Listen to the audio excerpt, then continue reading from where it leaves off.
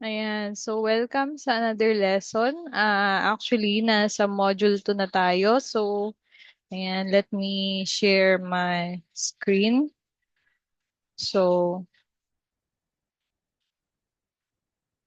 ayan. Dito na tayo sa module 2, setting up your home office. So, before you start working as a virtual assistant, you need to set up a proper workspace at home. So don't worry, we don't need a fancy setup. So just make sure na naka-ready yung mga basic na needs para makapag-work tayo.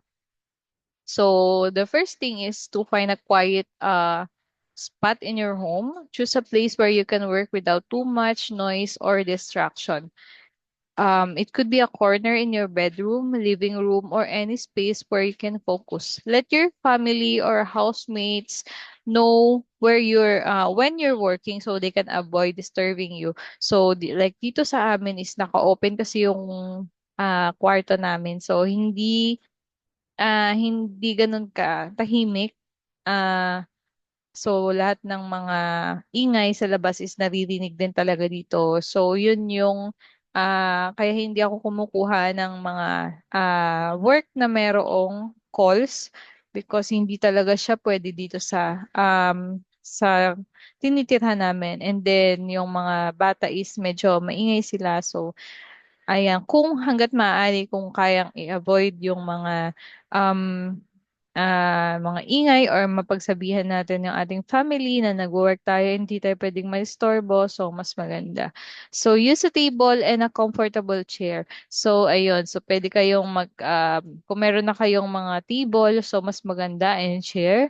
So, mas tatagal po tayo sa trabaho kung meron talaga tayong proper na chair. Um, ayan. So, ayun. So, like ako is nasira na yung gaming chair ko kasi matagal na rin siya. So, plano ko na rin mag-invest ng mas maganda yung tinitignan ko yung ergonomic chair na sabi nila is maganda daw talaga and hindi ka ganun sobrang sasakit yung likod mo. And pag matagal yung duty mo is mas okay daw siya. So, ayun. So, soon maghahanap tayo ng pwede nating mabili yung abot kaya lang din talaga. Ayan. And, ayun. So, pakita ko sa inyo kung ano yung table. Ayan. So, table. Kung meron na kayong table, kung wala pa naman talagang ah budget din talaga since nag-start pa lang tayo is meron din namang mga abot kaya lang din naman na table. So, ayan. Ito, I know, medyo pricey na yung iba talaga dito. Pero sa Shopee, makakakita na kayo ng ganito. Parang ganito yung ginagamit ko, pero white lang siya. Ayan. So, ayan. Meron naman mga tagwa 1K. Kung wala pa talaga, pwede naman yung tagpa 500 na table. And then, office chair naman. Ayan. Ayan. So, ito yung sinasabi ko na sabi nila maganda daw. Ang plan kung kunin is yung parang ganito na siya. So, ayan. Para hindi mainit sa likod. Kasi ganito na yung gamit ko dati, yung parang leather. So, masakit siya sa likod. And, pag matagal yung duty is masakit talaga siya sa batok. Ayan. So, ito. Ito naman yung plan kung kunin sa mga susunod na ano. So, ayun.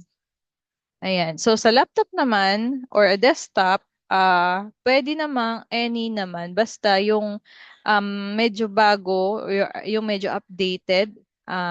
Kasi na-try ko yung HP ko na gamit before is i3 siya. And 8 gig RAM yun. Actually, 4 gig lang. Pina-upgrade ko lang siya ng 8 gig. And sa paglilisting ko sa eBay is mas sobrang bagal niya. So, mas maganda kung may budget talaga kayo. Yung mas mataas na specs na yung kunin nyo. And sa i3, hindi siya ganun kabilis pagdating sa uploading. Mas magiging productive ka. Mas makakuha ka ng mga client na mataas ang bayad pag mataas din yung specs ng laptop mo. So, ayun. Pero kung pagsisimula pa lang, pag-aaral pa lang, pwede na yung kung anong laptop meron kayo ngayon, kung hindi ganun kataas, okay lang yon. Pero syempre pag nakapag-work na rin tayo, pwede na rin tayong mag-upgrade. So, like ako yung ginawa ko is almost, nung nag-start ako 6 years, 6 years ago HP, 6 years ako nakapag-upgrade ng bago. So, ayun. So, kailangan ko talaga mag-upgrade dahil nadagdagan na rin yung mga task ko sa client. Hindi na rin kaya nung ginagamit kong laptop. So, sa internet naman, so make sure yung internet natin is stable. So, dati, ginagamit din namin is fiber. So, nagka-problema rin kami doon. So, sa ngayon is broadband. Pero magpapa-upgrade na rin kami sa mga susunod din. So, mas maganda kung 10 Mbps and above to, ayan, para makapag-accept tayo ng video call. Minsan din kasi kahit hindi rin ano yung work natin, hindi rin siya voice, kung non-voice. Minsan tumatawag din yung client. So, mas maganda, mas mataas sa 10 Mbps yung ano natin, yung Wi-Fi. So, ayan. Ayan. So, sa headset naman, mas maganda, ang mabili nyo is yung may noise cancelling na siya, kagaya nito. Ang bili ko nito is 226, Jabra yung brand, and medyo yan, pag nagre-record ako, medyo hindi na naririnig yung mga maingay talaga sa background. Konti na lang siya, baga parang minimal na lang din siya. Ayan, you can use wired or wireless headset, whichever is comfortable for you. Yung ganito kasi, noise cancelling, medyo pricey siya pagka wireless, pero mas maganda pag wireless. So, ayun. So keep your background clean and tidy.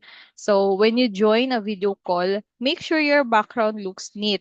So remove any clutter or hang curtain if needed. If your space isn't camera ready, use a virtual Zoom background to look more professional. So like ito, gumamit ako ng background ko kasi hindi pa okay yung background namin dito sa kwarto. So, yan, gumagamit talaga ako ng virtual background. So, pwede nyo siyang iset sa Zoom.